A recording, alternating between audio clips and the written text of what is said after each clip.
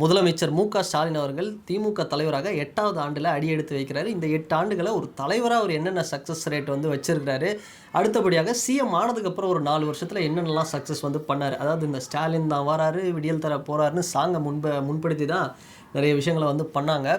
But இப்போ இதெல்லாமே வந்து சக்ஸஸாக இருந்ததா, இது எந்த அளவுக்குள்ள வந்து அவர் பண்ண விஷயங்கள் 2026 கை கொடுக்கும், இல்லை என்னென்ன விஷயங்கள்லாம் வந்து நெகட்டிவாக அவங்களுக்கு வந்து இருக்கும் அப்படிங்கிறது தான் இந்த வீடியோவில் நம்ம பார்க்க போகிறோம். ஃபஸ்ட்டு 2018 தான் இவர் வந்து ஃபஸ்ட் டைம் திமுகவுடைய தலைவராக வராரு. தலைவராக வந்ததுக்கப்புறமே இவரே சொந்தமாக சில முடிவுகளை எடுத்து 2019 தேர்தல், அதாவது நாடாளுமன்ற தேர்தலில் ஒரு மிகப்பெரிய வெற்றியை வந்து பெற்றாங்க. கிட்டத்தட்ட இந்த 39 சீட்டில் ஒரு 38 இடம் வரைக்கும் வின் பண்ணாங்க. யார்? டிஎம்கே. ஒரு பெரிய லெவலில் ஒரு ஹிமாலய வெற்றி அப்படின்னு சொல்லலாம். ஸோ அடுத்தடுத்து நடந்த உள்ளாட்சி தேர்தலாக இருக்கட்டும், நகராட்சி தேர்தலாக இருக்கட்டும், இதுலேயும் வந்து ஒரு மிகப்பெரிய ஒரு வெற்றிகள்லாம் பெற்றாங்க. குறிப்பாக நம்ம இதில் ஹைலைட்டாக சொல்ல வேண்டிய விஷயம் என்னென்னா, அதிமுகவுடைய ஆட்சியை வந்து அகற்றி இருக்கிறாங்க ஒரு மிகப்பெரிய ஒரு விக்ட்ரியில். எப்போ 2021 சட்டமன்ற தேர்தலில், இத்தனைக்கும் அதிமுக பிஜேபியோட கூட்டணியை வச்சு இந்த சமூக நீதி இது மாதிரியான ஒரு கொள்கைகளோட ஒரு மிகப்பெரிய ஒரு வெற்றியை வந்து பெற்றாங்க. திரும்ப சிஎம் ஆனார். தலைவராகவும் இவர் வெற்றி, ஒரு சீஃப் மினிஸ்டராகவும் வந்து ஒரு சக்ஸஸ்ஃபுல் ரேட்டை வந்து காமிச்சிருந்தார். அதுக்கு அடுத்தபடியாக பார்த்தோம் அப்படின்னா, இவர் தலைவராக ஏற்றதுலேருந்து இப்போ வரைக்குமே பார்த்தோம்னா தோல்வியே வந்து பெரிய அளவில் வந்து சந்திக்கலை அப்படின்னும் வந்து சொல்கிறாங்க. அந்தளவுக்கு வந்து வெற்றி பாதையிலே வந்து திமுக போயிட்டுருக்கு. சரிப்பா, 2021 சிஎம் ஆனார். அதுக்கப்புறம் என்ன ஆச்சு? அதுக்கப்புறம் நிறைய திட்டங்கள் வந்து கொண்டு வந்தார். குறிப்பாக டிஎம்கே 2026 வரும் அப்படின்னு நம்ம பார்த்தோம்னா முக்கியமான 2 ஸ்கீமுங்க. ஒன்று மகளிருக்கான உரிமை தொகை, கலைஞர் உரிமை தொகை. இன்னொன்று இந்த விடியல் பயணம் திட்டம். இது 2 தான் பெரிய லெவலில் டிஎம்கேவுக்கு ஒரு பாசிட்டிவாக இருக்குது இப்போ வரைக்கும். இது வந்து திமுகவில் இருக்கிறவங்களுக்கே வந்து நிறைய பேர் வந்து இதை வந்து ஒத்துக்கிறாங்க இன்றைக்கி. ஸோ இது 2 ரொம்ப பாசிட்டிவாக இருக்குங்க அப்படின்னு. இதை தாண்டி நம்மை காக்கும் 48 திட்டங்கள், நலம் காக்கும் ஸ்டாலின், அப்புறம் அந்த மகளிருக்கான விடுதிகள், பெண்கள் தோழி விடுதிகள், இது மாதிரி நிறைய திட்டங்கள் வந்து இருக்குது. அண்ணல் அம்பேத்கர் தொழில் முனைவோர் திட்டம், இது மாதிரி வந்து நிறைய திட்டங்கள் வந்து கொண்டு வந்து அதுவும் வந்து ஒரு பக்கம் வந்து சக்ஸஸ்ஃபுல்லாக போயிட்டுருக்கு. ஸோ இப்படி வந்து சூப்பராக போயிட்டுருக்கு.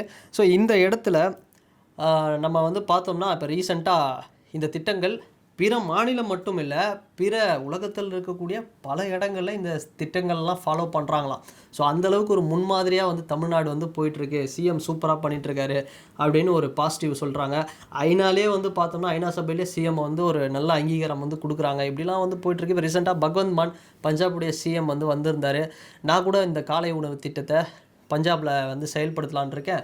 இந்தியாவில் பல ஸ்டேட்ஸில் இதை வந்து ஃபாலோ பண்ணோம், அவ்வளோ சிறப்பாக ஸ்டாலின் பண்ணுறாரு அப்படின்னு சொல்லியிருந்தார். அப்புறம் பீகாரில் ரீசெண்டாக ஸ்டாலின் அவர்களை போகும்போது இந்த ஸ்கீம்ஸ் எல்லாம் அங்கே எடுத்து சொல்லி, பாருங்கள் தமிழ்நாடு எவ்வளோ சூப்பராக நான் வச்சுருக்கேன் அப்படிங்கிற மாதிரி அவரே சொல்லி வந்து நிறைய விஷயங்கள் பண்ணியிருந்தார். ஸோ இதெல்லாமே வந்து பார்த்தோம்னா ஒரு மிகப்பெரிய ஒரு பாசிட்டிவ்ஸ் அப்படின்னே சொல்லலாம். இது கடந்த 8 ஆண்டுகளில் ஒரு தலைவராக எடுத்து ஒரு பெரிய பாசிட்டிவ்ஸ். ஸோ இப்போ என்னென்னா, ஒரு கிரிக்கெட் டீம் இருக்குது. இது மட்டுமே போதுமா 2026 வின் பண்ண டிஎம்கே அப்படின்னா? ஒரு கிரிக்கெட் டீம் இருக்குது, பேட்டிங் மட்டும் செம்மையாக இருக்குன்னு வச்சுக்கோங்களேன், போலிங் வந்து நிறைய இல்லை அப்படின்னாலும் அந்த டீம் ஜெயிக்கிறது கொஞ்சம் கஷ்டம்தான். அந்த ஒரு விஷயம்தான் 2026 திமுகவுக்கு நடக்கிறதுக்கு வாய்ப்பு இருக்குது. என்னதான் ஸ்டாலின் அவர்கள் ஒரு மிகப்பெரிய ஒரு சூப்பராக விஷயங்கள் வந்து பண்ணாலுமே, அதாவது 1949 திமுக ஆரம்பித்தாங்க அண்ணா அவர்களால். அண்ணா அவர்களுக்கு பிறகு கலைஞர் இருந்தார். கலைஞர் அவர்களுக்கு முன்னாடி ஸ்டாலின் அவர்கள் இருந்தார். ஒரு பொறுப்பு, முதல்ல இளைஞர் அணியில் வந்தார், அப்புறம் அப்படியே கட்சி உள்ள பெரிய இன்னும் பொசிஷனில் வந்தார், அப்புறம் மேயராக வந்தார், எம்எல்ஏ வந்தார், சிஎம்மாக வந்தார். எல்லாமே இருக்கட்டும் ஒரு பக்கம்.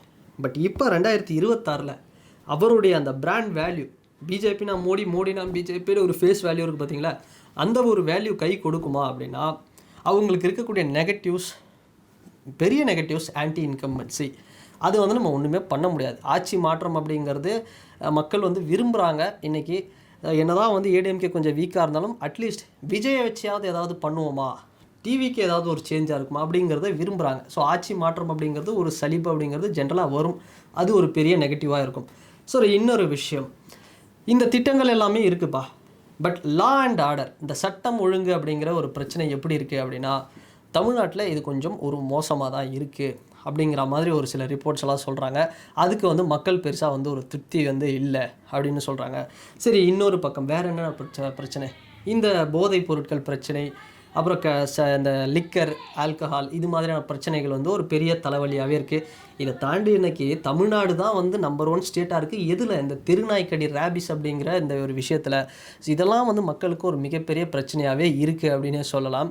ஸோ இந்த பிரச்சனைகள் ஒரு மிகப்பெரிய ஒரு தலை தூக்கி ஆடிச்சு அப்படின்னா கண்டிப்பாக இது வந்து ஒரு பெரிய நெகட்டிவாக இருக்கும். பட் இதை தாண்டி இவங்களுக்கு எதெல்லாம் கை கொடுக்குன்னு பார்த்தோம்னா விடியல் பயணமும் இந்த கலைஞர் மகளிர் உரிமை திட்டமும் வந்து கண்டிப்பாக வந்து பயன் தரும் அப்படின்னு சொல்லலாம். அப்போ இப்படி நம்ம வச்சு பார்க்கும்போது எப்படி தெரியுதுன்னா, ஸ்டாலின் அவர்களுடைய இந்த 8 ஆண்டு தலைவராக இருந்ததும் இப்போ இருக்கக்கூடிய இந்த 4 ஆண்டுக்கு மேல் வந்து சிஎம்மாக இருக்கிறது, இது எல்லாமே பார்த்தோம்னா இப்போ கடைசியாக ஒரு ஃபைனல் ரிசல்ட்டாக நம்ம போட்டால் இந்த 2026 எலெக்ஷனில் 50% பாசிட்டிவ், 50% நெகட்டிவ். இதை தான் வந்து பார்த்தோம்னா பிரேமலதா விஜயகாந்த் அவர்கள் சொல்லியிருந்தாங்க, ஸ்டாலின் அவர்களுக்கு நீங்கள் என்ன மார்க் கொடுப்பீங்கன்னா 50-50 தான் நான் கொடுப்பேன் அப்படின்னு. ஸோ அப்படி பார்க்கும்போது 50-50 தான் இருக்குது. கருத்து கணிப்புகள்லாம் இப்போ 50-50 தான் வருது டிஎம்கேவுக்கு. ஸோ சரிசம பலத்தில் தான் இருக்காங்க. பட் எது எப்படி வேணால் மாறலாம் லாஸ்ட் டைமில். அதுதான் ஒரு 2020 மேட்ச் மாதிரி தான் இருக்குது டிஎம்கேவோட நிலைமை அப்படிங்கிறத. ஸோ பார்க்கலாம் ஒரு 2026 இந்த மும்முனை போட்டி, 4 முனை போட்டின்னு வச்சுக்கலாம் சீமான் அவர்கள். பட் ஆனால் அவர் வின் பண்ண மாட்டார் தனிச்சு நின்னார்னா. பட் நம்ம மும்முனை போட்டினே எடுத்துப்போம். DMK, ADMK alliance, DMK alliance versus TVK alliance. இந்த 3 மும்முனை போட்டியில் யார் சிஎம் ஆவாங்க அப்படிங்கிறது. இதையெல்லாம் தாண்டி உடச்சி ஸ்டாலின் அவர்கள் சிஎம் ஆனார் அப்படின்னா உண்மையாகவே வந்து அது பெரிய விஷயம் அப்படி தான் வந்து நான் சொல்லுவேன். பார்க்கலாம். அவருக்கு இது வந்து ஒரு டஃப். போன எலெக்ஷன் மாதிரி இருக்காது. இந்த எலெக்ஷன் ஒரு பெரிய டஃப்பாக இருக்கும். அவனை ஃபைனல் பாலில் தான் தெரியும் யார் வின்னு அப்படிங்கிற மாதிரி வந்து இருக்கும். ஸோ வெயிட் பண்ணி பார்க்கலாம். அதுதான் டிஎம்கே vs டிவிகே 2 பேருக்கிட்டே தான் போட்டி. ஸோ யார் வின் பண்ணுறா அப்படிங்கிறத நம்ம வெயிட் பண்ணி பார்க்கலாம். அண்ட் இந்த வீடியோ பற்றின உங்களுடைய கருத்துக்கள் என்ன அப்படிங்கிறத கமெண்ட் செக்ஷனில் பதிவிடுங்க. அண்ட் வேற ஒரு வீடியோவில் வேற ஒரு கான்டென்ட்டில் நான் உங்களை பார்க்குறேன். பாய்.